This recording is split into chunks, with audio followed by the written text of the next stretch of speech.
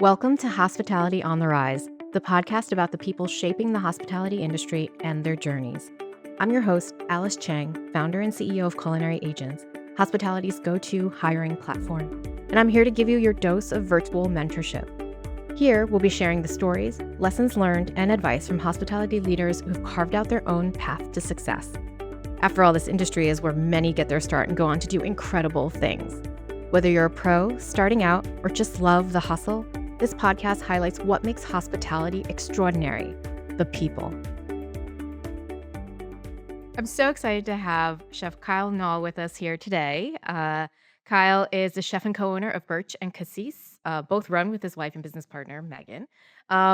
Birch is farm-to-table cooking, wood fire cooking, all sorts of other techniques that Kyle's picked up along the way that we're going to hear about. And he's also the culinary director of Stonebank Farms. Kyle, welcome. Hey, how are you? Thanks for having me on the show. Great, great. We were just chatting about it. It's been way, way too long. I Yeah, feel like you've had a couple of different lifetimes in your career. yeah. So excited to hear a little bit more about it and fill in the blanks. So tell me, how did it all begin? How did you get into this industry?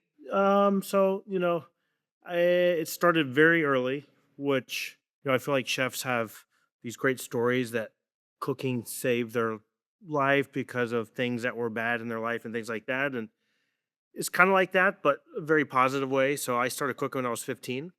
Um, my older brother was a chef for probably 30 years, who he actually passed away from a heart attack last year. So Oh, sorry to hear um, that. pretty tough, but he helped pave the way for me and inspired me at a young age. And when I was in high school, I started cooking for him at the restaurant that he was the chef at. So like a white tablecloth, dinner only, fine dining restaurant.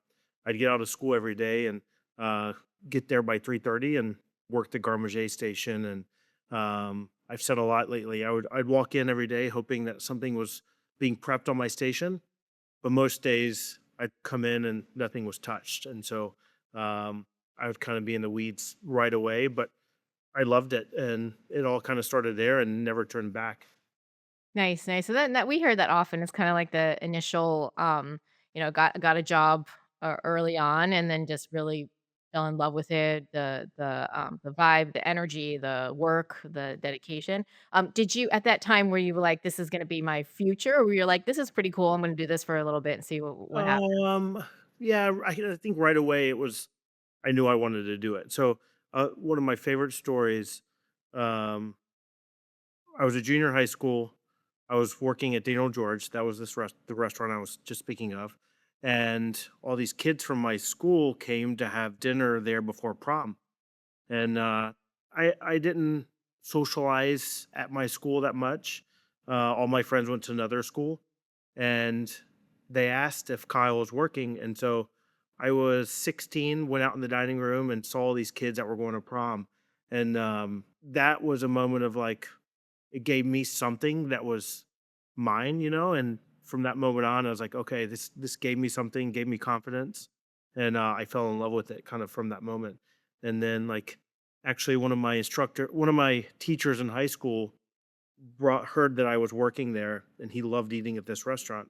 He brought up one day in class how he was mad at everyone in the class, and he said something like, "How come y'all can't get y'all stuff together? Kyle's already doing what he's gonna do the rest of his life, and no one else can figure it out." But to me, it was something that, yeah, like I said, it gave me the confidence pretty early, and um, I loved it. And I didn't from that point on, it was like, yeah, I'm gonna do this for sure and no turning back. Great, great. Yeah, having that sense of pride early on is kind of infectious too, especially for young folks who may or may not know what they want to do in the future. And it doesn't mean you need to do it forever, but it definitely, I think, has an impact in different people in different Yeah, ways. I for started sure. working in hospitality when I was in high school as well, and Yeah. I loved it. Um, and here I am full circle.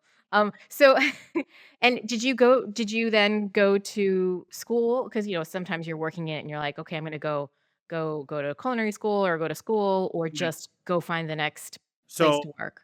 um, senior year, I took one college day, and it was to go to the culinary school in Birmingham.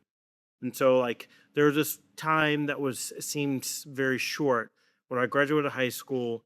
I started culinary school, but all at the same time, I started working for my mentor, Frank Stitt. And so the thought process was, I'm going to work for Frank and go to school instead of going to some other fancy school somewhere else. So I really wanted the job to work for Frank, and to me that was what was important. I did want to go to school, and I do think that it was an important part of my life. I know culinary school a lot of the time gets talked about, it's not really a necessity. It's not a necessity by any means, but I do think it gave me structure that I think still pays off. So I Yeah. do think it was an important part of my career path and things like that. So I went to school in Birmingham and then started working for Frank Stitt all kind of at the same time. Yeah, and that's such an important thing to kind of hone in on in general, right? School, culinary school specifically, it's not for everyone, but it has its benefits, and some people get a lot from it, and it helps them tremendously, and some people don't need it, and they find different ways to get to where they go, right? But I think the common thing that we hear from leaders is go work a little bit Yeah, before you enroll in a specialty school to see if right, this is really something that you love and that you want right. to do, and, that may open the doors into other directions, or it may just take you right back to where you intended to go. It's funny because like how I was just saying, like in when I was in high school, how it gave me this confidence. When I went to culinary school, I had already learned so much that I started with this confidence, and it kind of helped me propel even quicker in school. And so I do, yeah, just like you said, I think it was important that I did start in the field first and then go to school instead of vice versa. Um, for sure. I always talk about this one moment, and I think it was really in a turning point with me growing up. So working at this restaurant, Daniel George, my two best friends were the cooks. I was best friends with our chef and the owner. We're all very, very close. And when I found out Frank Stitt had an opening in his restaurant, obviously I went and trailed there. I went to put my notice in at Daniel George on the day we were closed, and the chef owner convinced me to stay. And I went and got my car to leave. And I thought to myself, I have to leave. So I went back inside and said, I am 100% leaving. It's nothing to do with my thoughts of working here. I just need to do this for myself. And if I didn't do that, I think in that time, all the decisions I made probably wouldn't have happened the way they did. So like making that decision was super vital. And I think everything that I've done moving forward. Yeah. Thanks for sharing that. It was actually gonna be one of my questions, if you could think of a time that kinda, like, took you in a different direction, and those are also important times to reflect on and to share because, I mean, in life, right, you're gonna get opportunities and options, and I think what I extract from that is there is a certain level of self-awareness that needs to happen, and if you are doing something you enjoy, or if you decided that you want to go down a certain path, finding the best path for yourself, taking that opportunity and risk, is something only you can really calculate for yourself, and make that decision. So congrats, and of course, and Frank Stitt. I mean, that's such a Yeah. wonderful institution and what they have going on there. And so from there, I see you made your way up to New York. Right. Which is like, I love telling the story, but I met my wife now. She worked for Frank in another restaurant. And 3 months after we started dating, she said she was moving to New York. And I said, all right. She told me I could come with her. And so um, I introduced her to my parents. And the same night said, I'm moving to New York. And so it wasn't the best night of their lives, but obviously everyone got over it and stuff. So yeah, so moved to New York, and I was 22 and started working at Gramercy Tavern actually like 6 days after I moved to New York, which is just obviously a dream that was lucky to have happen for sure. Wow, wow, yeah, I was just catching up with Chef Mike, recently and Nah, talking about, what was it, celebrating their 30th year, and he's been there for over 20, I think. Um, but yes, a great place to land, especially, as your first, professional cooking job in New York City, right? yeah, Um, and so you spent some time there. You spent quite some time there. yep. I think it was like 4.5 to 5 years. Um, I think the like working for Frank was amazing, and it was the foundation for my cooking. I think working at Gramercy Tavern just obviously elevated that, but like not by style of cooking, by I think like mentality that you can say yes and do anything that you want.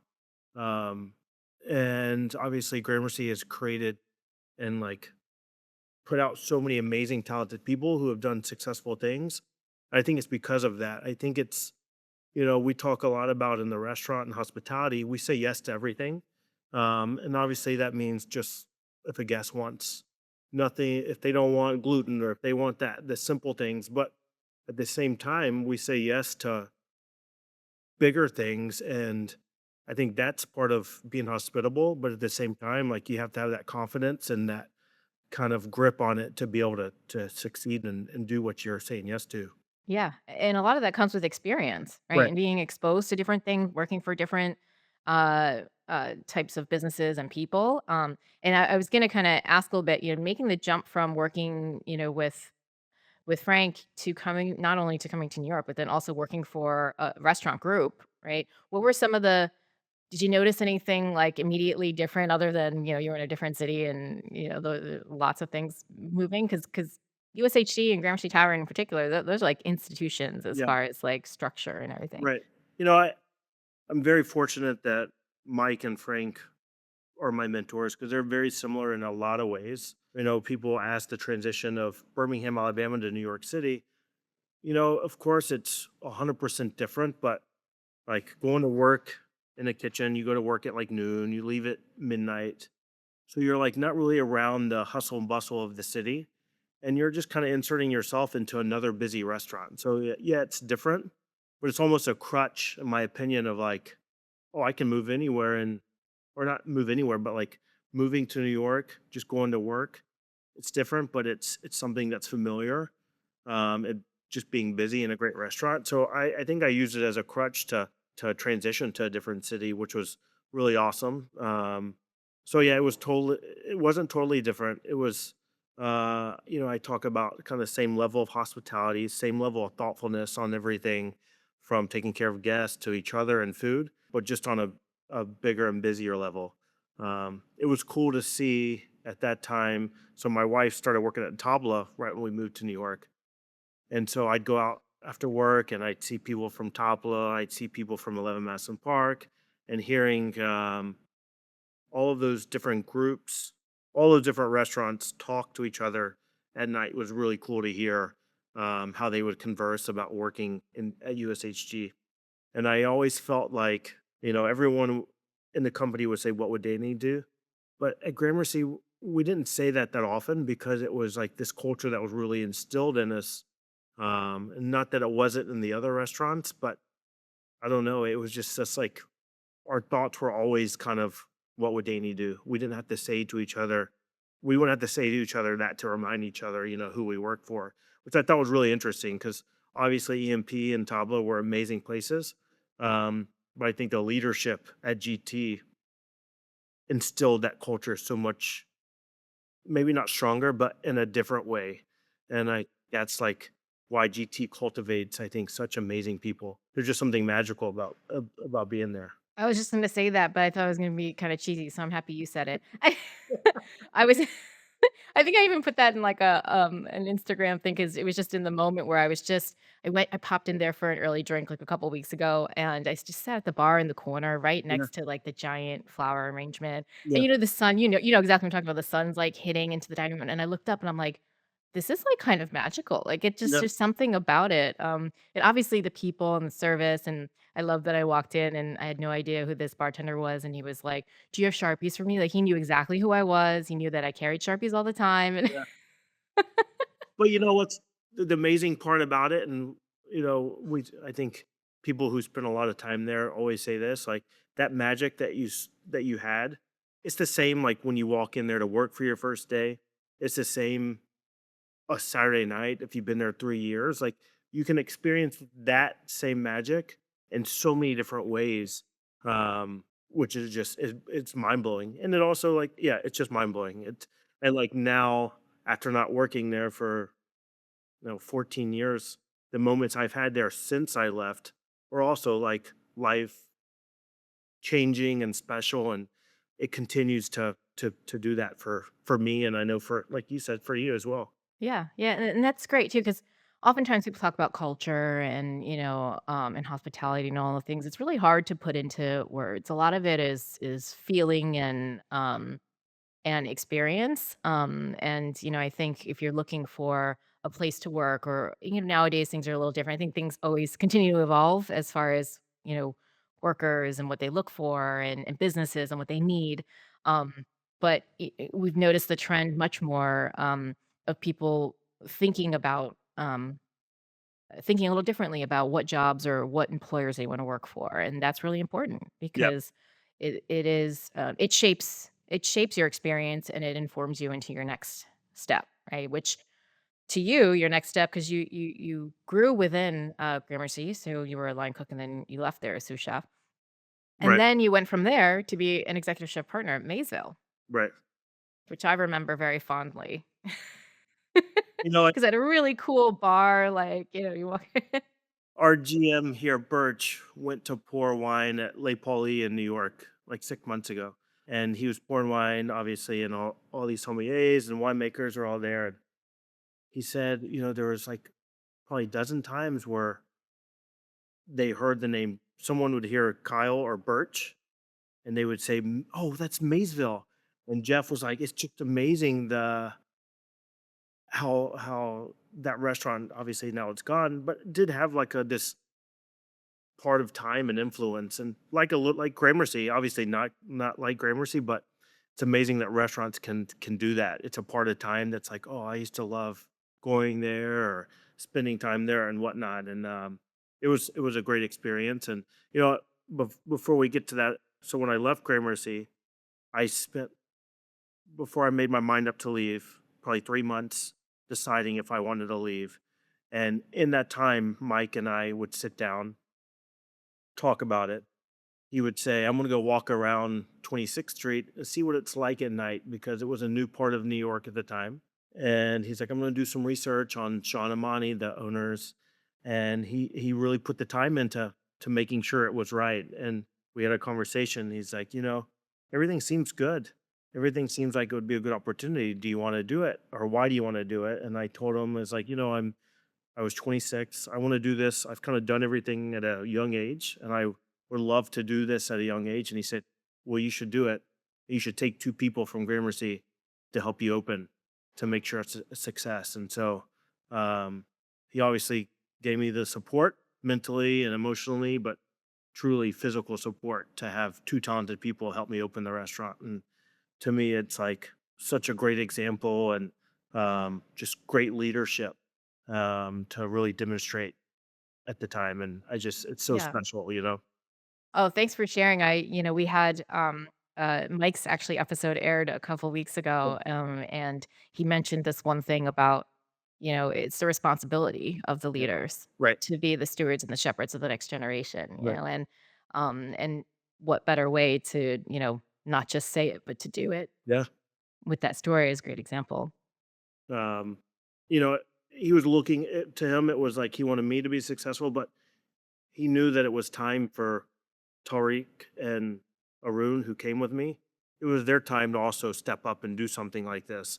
And so it wasn't about me. It was about really all of us. And yeah, just a just a great example and great leadership.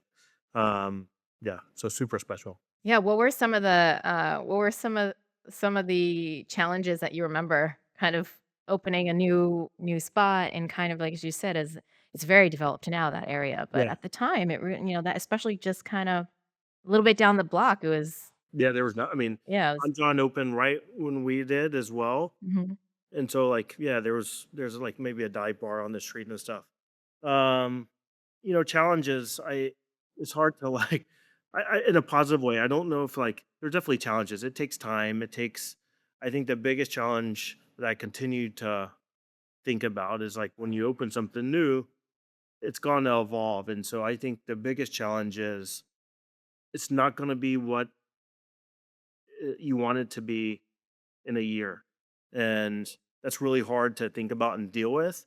That doesn't mean like you don't put the effort and thought into it, but you know, you want it to be perfect, or you want it to be what you want it to be right away.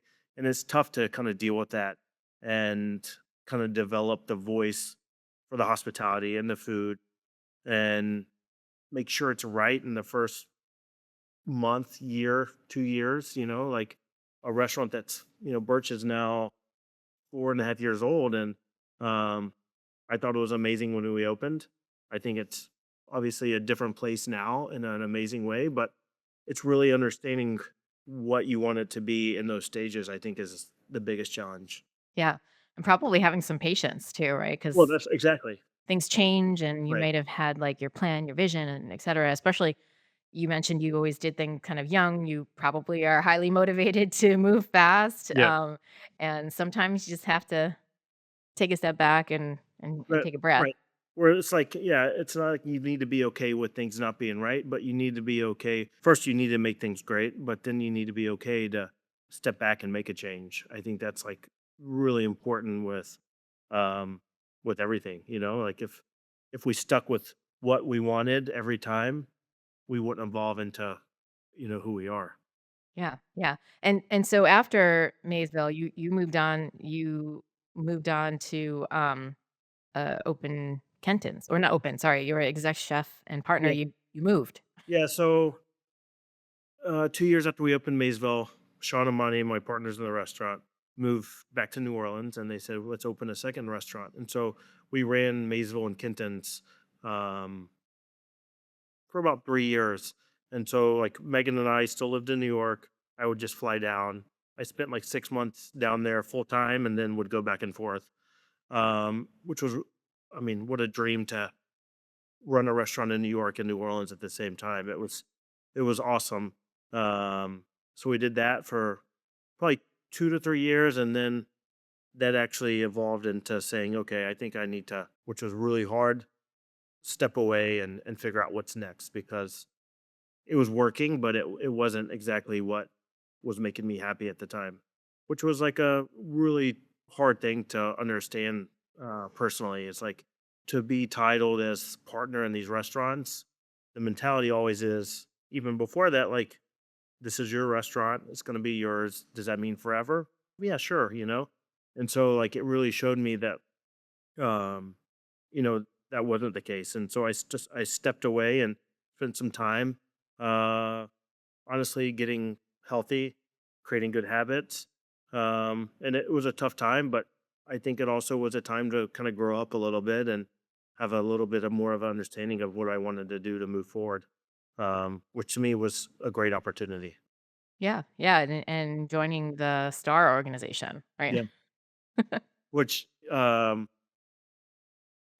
yeah. So I stepped away. I actually took a part-time job or a short stint job helping Laurent Tourndel open a restaurant in London and then a restaurant in Sag Harbor.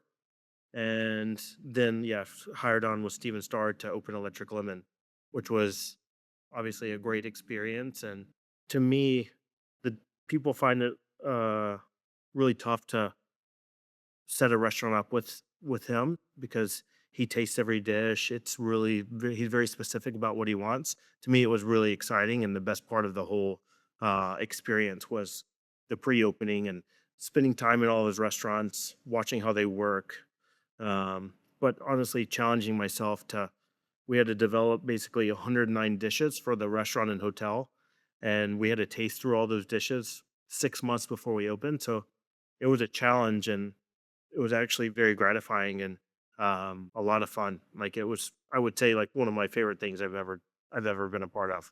Yeah, I mean, look, there is a reason why that man and his organization, you know, are what they are, right? I think they're on like their 45th restaurant. We work really closely with them, and I'm never ceases to amaze me. You know, the organization just opened a restaurant last week, and Yeah. And like, not just like a restaurant, a right, huge, like, a right, place that's gonna be an institution, I would assume, yes, and it's like I mean, it's amazing, and it also, for me, working at Gramercy, like I said, gave me this confidence, and I think there's a lot of humility with it because I'm just talking about confidence, and that makes me sound, uh, like, overconfident, but, of course, there has to be humility with it all, um But seeing what Steven does, like, makes me here in Milwaukee say, okay, what do we want to do? What's next? If we do it right and we do it with thought and care, I think anything's achievable. And I really kind of saw that working with the organization for sure. Yeah, yeah, and even just thinking real quick through your career path. I mean, you work with very different organizations. You Yeah. have experience in different cities. And then after you left New York City, you went and did your own thing. Yeah. And Um, take us through that process yeah. So during COVID. yeah. So my our son was born at NYU in February of 2020. Obviously, we're still in the opening of the hotel, Equinox Hotel and Electric Lemon. Aiden's born. I take like 4 or 5 days off. I go back to work for whatever 2 weeks, and it's like, I mean, I remember walking around this busy building and hotel, talking on the phone with my wife, and no one's there. It's like it's over. I mean, everybody's gone. Like how does that? Where do they go? That's what's crazy about New York. You're like all these people are everywhere, and then it's like no one's anywhere. It's just crazy. So we spent obviously through like true lockdown.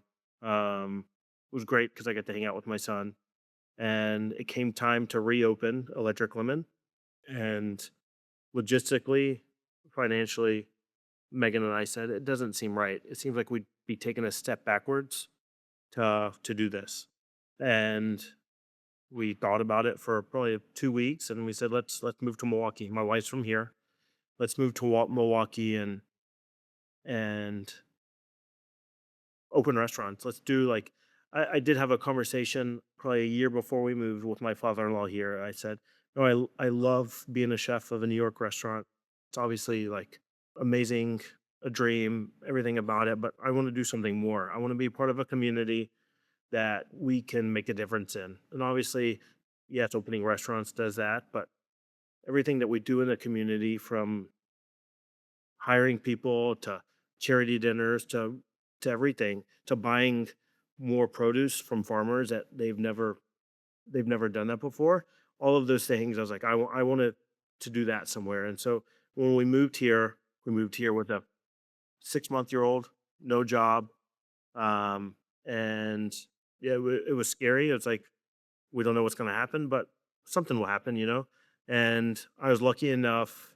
The day after we moved, I went to this place called Stonebank Farm, and at the time, well, there's a market and basically surrounded by all these gardens and cow field and pig field, and they sell everything in this market.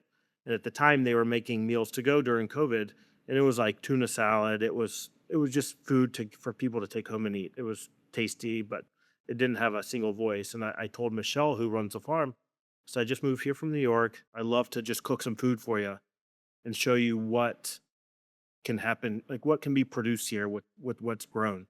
Like let's create a voice of what the food should be for Stonebank Farm. And so she actually gave me a shot for like 2 weeks, and I ended up working there full time for probably 8 months. And at the time, we were making, so the market was closed Sunday, Monday.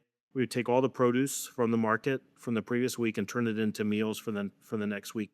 We would sell meals to go. And then we started doing cooking classes. We started a CSA dinner series. For me, it was an opportunity not just to have a job, but I was surrounded by amazing produce. And to me, that's hospitality and produce are probably the most important two things. And I remember telling someone, like, someone asked me, how's Wisconsin? And I might have been on the phone, and I looked around and saw like probably 12 different squashes in the cellar at the farm. And I was like, it's amazing. All I really care about is cooking great food and family. And I have both those things. And so it worked out really well. And I got to know the agriculture really well. And so just another great opportunity that came my way that I was lucky to have, but I took advantage of it. And like, and loved it.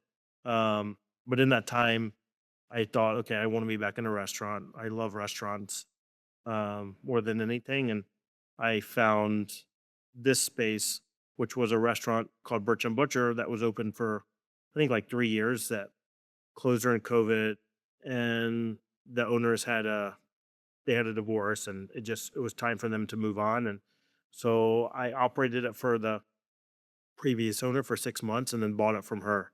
Um, 6 months in, that was our plan, and she let me turn it into Birch, change everything about it, and yeah, we bought it 6 months in, and now I've owned it for yeah, almost 4 years.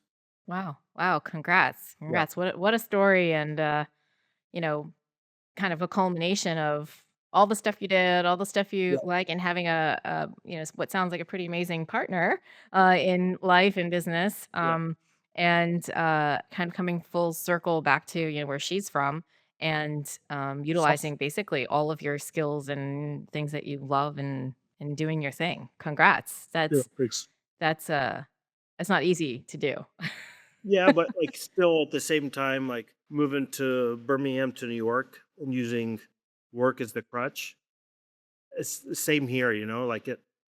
I don't know. I feel like if you're lucky enough to love and be passionate about it, it's a easy gateway to use to help make the transition and all Yeah. of those things for sure. Yeah, I mean, it's one of the things we say at Culinary Agents all the time is, this industry sets you up for, any direction you want to go, right? You can Yeah. take it's transferable. Your skills, your passion, your love, like Right. you're gonna find, produce if you look hard enough Yeah, anywhere you for go, sure. Yeah, yeah. right? And if you have the right skills and the technique, you could do whatever you want with that Right. produce and Right. help other people understand what could be done, right? So, and congrats, you have another restaurant in the works. And then also I see here a little note that your 2025 Milwaukee Magazine's 47 movers, shakers, and policymakers. So, um, and so we're excited. What's next for you other than this business that's the new opening? This is going to air probably after it. So by the time Okay. this is aired, congratulations on your Awesome. new opening. Yeah. Thanks. Yeah. So yeah, Cassis is opening. We're excited about it. It's for us. We're bringing, and you touched on this a little bit. Like, I think all the experiences that I've had, my wife has had, no matter if it's work, no matter, I think with hospitality, the one of the coolest parts is things that we've experienced in restaurants, the things that people have done for us in restaurants, made us feel special, made us feel seen. They're all inspiring to so that we do that every day here. And so like going in restaurants like we love in New York, like Pestis, Balazar, um, we want to create those things for the city of Milwaukee and the people that live here. So yeah, Cassis is going to open soon to bring that energy to Milwaukee. It's going to be a like 180 seat restaurant, open all day, and the hope is that we're creating a place that people just love to be all the time. And from there, we love the idea of doing other things and finding great people to work with, and that's what it's all about. It sounds cheesy sometimes to say like the people are the ingredients for it all, but like it's true. Like when I'm in the dining room here at Birch and guests just I can go from table to table and guests always say the food's delicious, but when they talk about how our our staff make them feel, to me it's like that's why we moved to Milwaukee is to create a restaurant or restaurants that can foster that, and I feel so lucky that we're able to do that. Like that to me is the hard part of it. I think cooking is not the easy part, but like, cooking is the easy part. The part of like creating a space where people feel seen and taken care of and in a genuine way is the hard part. And to me, that's like the best part about this restaurant. And we look forward to doing that and some other spaces as well. I love it, love it. Congrats. And on that note, we're gonna go to quick fire. What advice would you tell your younger self? Take care of yourself. Um, I think that's like to be healthy, uh, focus on health, have a good partner.